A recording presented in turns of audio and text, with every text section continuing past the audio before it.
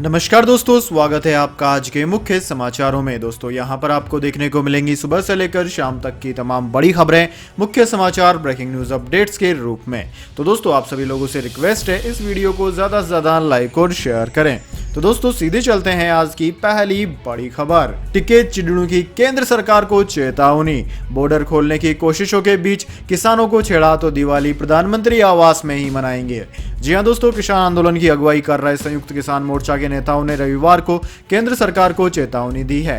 किसानों को दिल्ली में घुसने से रोकने के लिए बंद किए गए बॉर्डर जबरदस्ती खोलने की कोशिशों पर किसान नेता भड़क गए।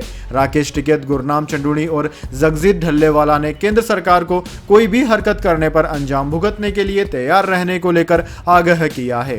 किसान नेता राकेश टिकैत ने ट्वीट कर कहा कि किसानों को अगर दिल्ली के बॉर्डरों से जबरन हटाने की कोशिश हुई तो वे देश भर में सरकारी दफ्तरों को गल्ला मंडी बना देंगे। उधर भारतीय किसान यूनियन की हरियाणा इकाई के प्रदेश अध्यक्ष गुरनाम सिंह चंदूनी ने केंद्र सरकार और भाजपा को चेतावनी देते हुए कहा कि किसानों को छेड़ने की कोशिश की तो इस बार दिवाली नई दिल्ली में प्रधानमंत्री आवास पर मनाएंगे। किसान जगजीत सिंह ढल्लेवाला ने भी कहा कि सिंधु टिकरी और गाजीपुर बॉर्डर खोलने का कोई भी फैसला आधा अधूरा नहीं होगा, जो होगा उसमें सबकी सहमति होगी।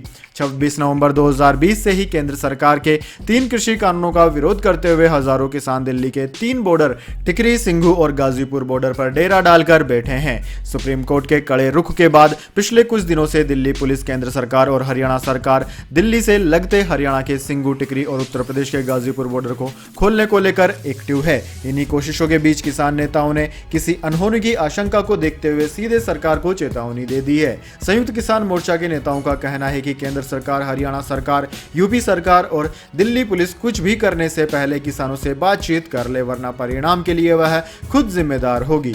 इसके बाद दोस्तों अगली बड़ी खबर। 25 करोड़ के लेन देन पर बोले समीर वानखेड़े, केस की दिशा को भटकाने के लिए तैयार की गई मनगढ़ंत कहानी। जी हां दोस्तों, क्रूज ड्रग्स मामले के जांच अधिकारी समीर वानखेड़े ने आज एनसीबी की विजिलेंस टीम के सामने अपनी बात रखी। उन्होंने अपने ऊपर भ्रष्टाचार के आरोपों को लेकर एनसीबी की जांच टीम के सामने कई बड़े बातें कही।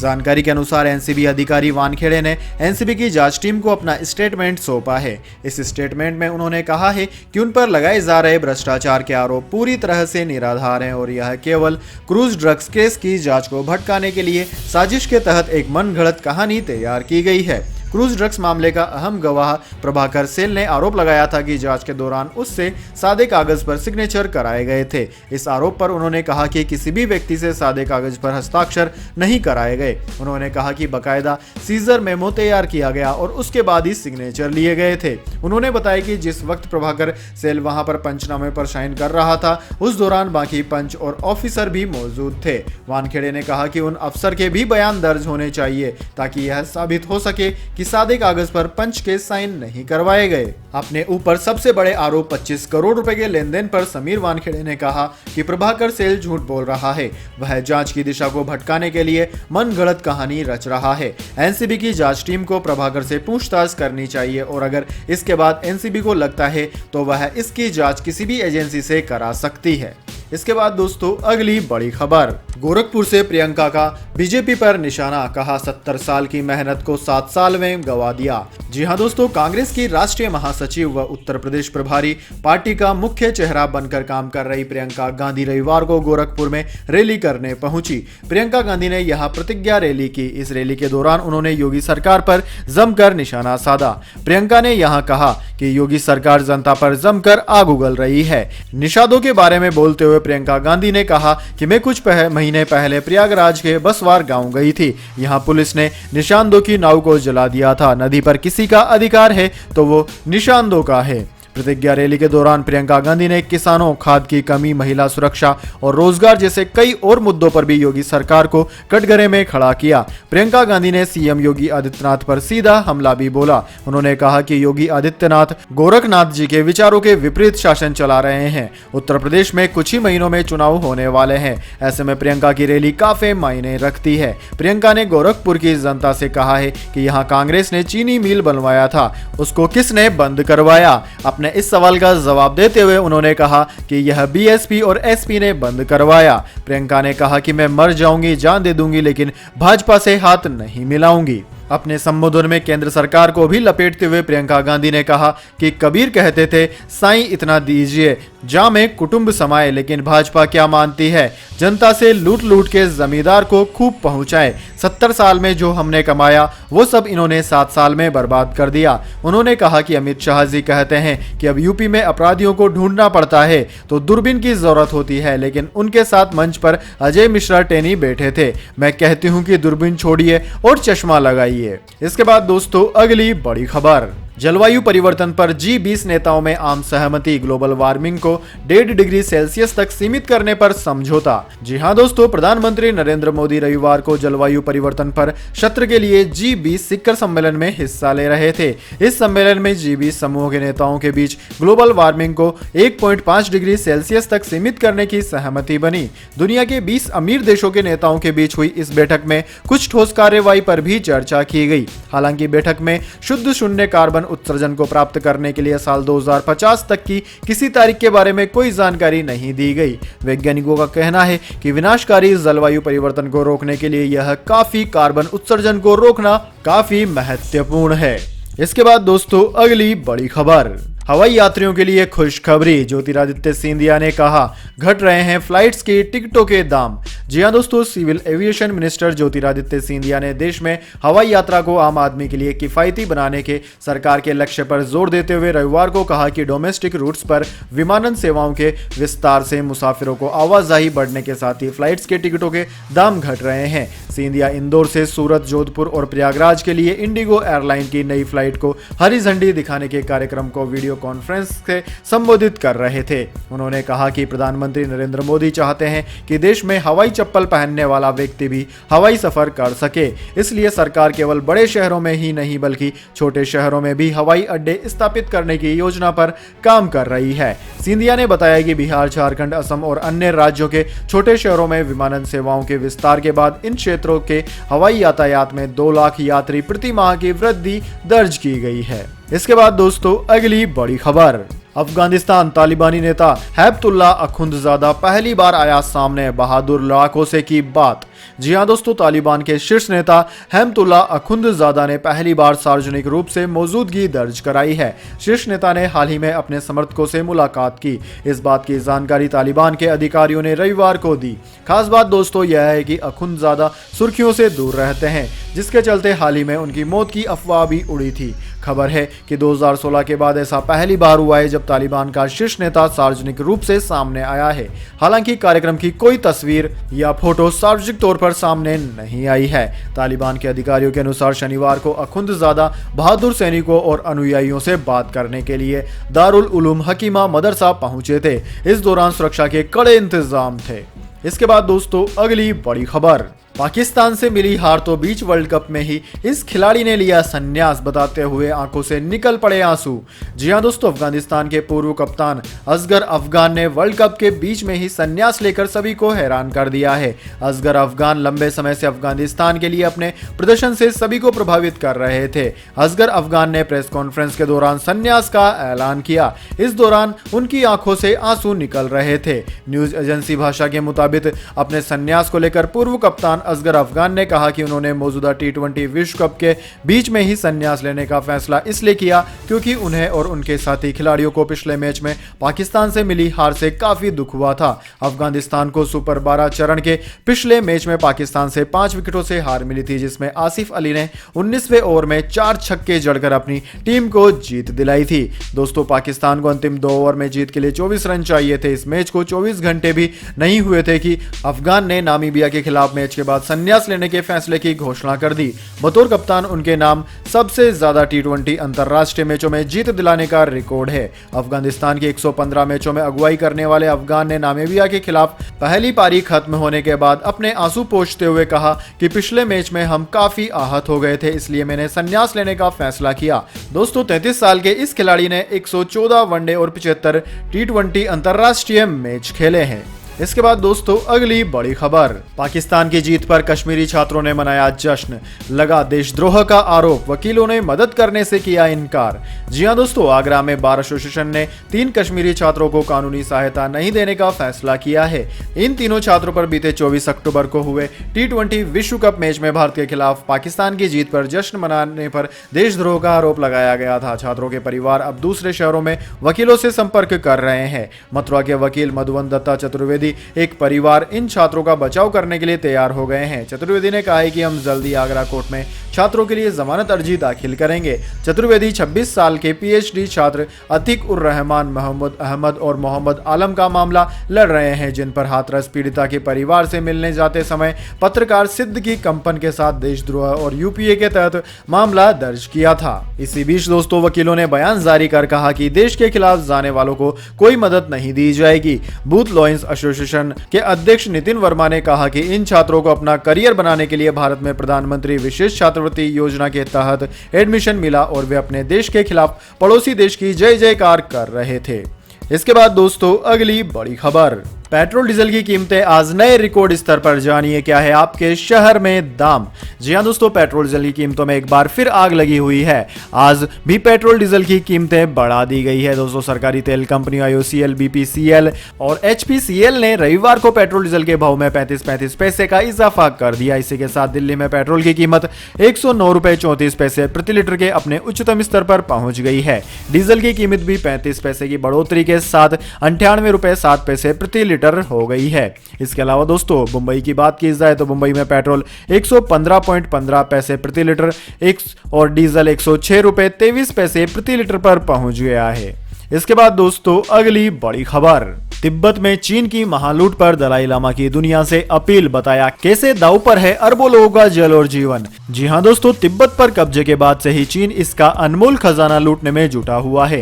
प्राकृतिक संसाधनों के अंधाधुंध दोहन के बीच बौद्ध धर्म गुरु दलाई लामा ने दुनिया से अपील की है कि क्षेत्र के पर्यावरण पर इसके प्रभाव पर ध्यान दें। दलाई लामा ने यह अपील ऐसे समय पर की है जब दुनिया भर के नेता 26वें संयुक्त राष्ट्र जलवायु परिवर्तन सम्मेलन के लिए ग्लासगो स्कॉटलैंड में एकत्रित हुए। रेडियो फ्री एशिया के मुताबिक दलाई लामा ने दुनिया के सबसे अधिक आबादी वाले महाद्वीप के जोखिमों पर जोर दिया और तिब्बत के पर्यावरण की भूमिका और वैश्विक जलवायु संकट पर अधिक ध्यान देने की अपील की। आध्यात्मिक गुरु ने कहा कि कम से कम एशिया में तिब्बत पानी का सबसे बड़ा स्रोत है। सभी बड़ी नदियां पाकिस्तान की सिंधु नदी, भारत की गंगा और ब्रह्मपुत्र, चीन में येलो नदी, वियतनाम की मैंगकोंग नदी तिब्बत से बहती है। तिब्बत से निर्वासित होने के बाद दशकों से भारत में रह रहे दलाई लामा ने कहा कि हमें तिब्बत के पर्यावरण को बचाने पर अधिक ध्यान देना चाहिए। यह केवल 70 से 80 लाख तिब्बतियों की नहीं बल्कि क्षेत्र के सभी लोगों के हित में है। 140 करोड़ चीनी आबादी, 130 करोड़ भारतीय, 17.5 करोड़ दक्षिण पूर्वी एशियाई और पाकिस्तान व बांग्लादेश के करोड़ों लोग तिब्बत से निकलने वाली नदियों के पानी पर निर्भर हैं। इसके बाद दोस्तों अगली बड़ी खबर, मध्य प्रदेश के मंत्री बोले जनता की आमदनी बढ़ी है तो उन्हें थोड़ी महंगाई भी स्वीकार करनी चाहिए। जी हां दोस्तों, पेट्रोल डीजल के दाम लगातार बढ़ रहे हैं जिससे जनता का बजट बिगड़ रहा है। लेकिन मध्य प्रदेश के पंचायत एवं ग्रामीण विकास मंत्री महेंद्र सिंह सिसोदिया का कहना है कि अगर जनता की आमदनी बढ़ रही है तो उसे थोड़ी महंगाई भी स्वीकार करनी चाहिए। उन्होंने एक प्रेस कॉन्फ्रेंस के दौरान कहा कि सरकार नागरिकों को हर चीज मुफ्त में नहीं दे सकती। महेंद्र सिंह सिसोदिया ने इंदौर में कहा कि जनता को समझना चाहिए कि अगर हमारी आमदनी बढ़ रही है तो हमें निश्चित रूप से थोड़ी महंगाई भी स्वीकार करनी पड़ेगी। यह एक व्यवहारिक बात है। पंचायत एवं ग्रामीण विकास मंत्री से पूछा गया कि पेट्रोलियम पदार्थों की बढ़ती कीमतों की मार झेल रहे आम आदमी को राहत देने के लिए क्या राज्य सरकार इन पर मूल्य संवर्धित कर नहीं हटा सकती। इस पर उन्होंने कहा कि सरकार मुफ्त में हर चीज तो नहीं दे सकती। पेट्रोलियम पदार्थों पर कर वसूली से राज्य को राजस्व मिलता है। इसी राजस्व से विकास और जनहित की सरकारी योजनाएं चलती है। सिसोदिया ने कहा कि आप यह नहीं कह सकते कि आज पेट्रोल डीजल का भाव वही होना चाहिए जो 10 साल पहले था। भले ही इस अवधि में आपकी तनख्वाह 6,000 रुपए से बढ़कर 50,000 रुपए तक पहुंच गई हो। पंचायत एवं ग्रामीण विकास मंत्री ने दावा किया कि गुजरे वर्षों में समाज के हर तबके की आमदनी बढ़ी है। वैसे दोस्तों आपको क्या लगता है जो इन मंत्री ने कहा है वह बात सत्य है या आप इसका समर्थन नहीं करते हैं? कमेंट बॉक्स में अपनी राय जरूर दें। इसके बाद दोस्तों अगली बड़ी खबर, अफगानिस्तान से आया काबुल नदी का जल, सीएम योगी ने किया रामलल्ला का अभिषेक।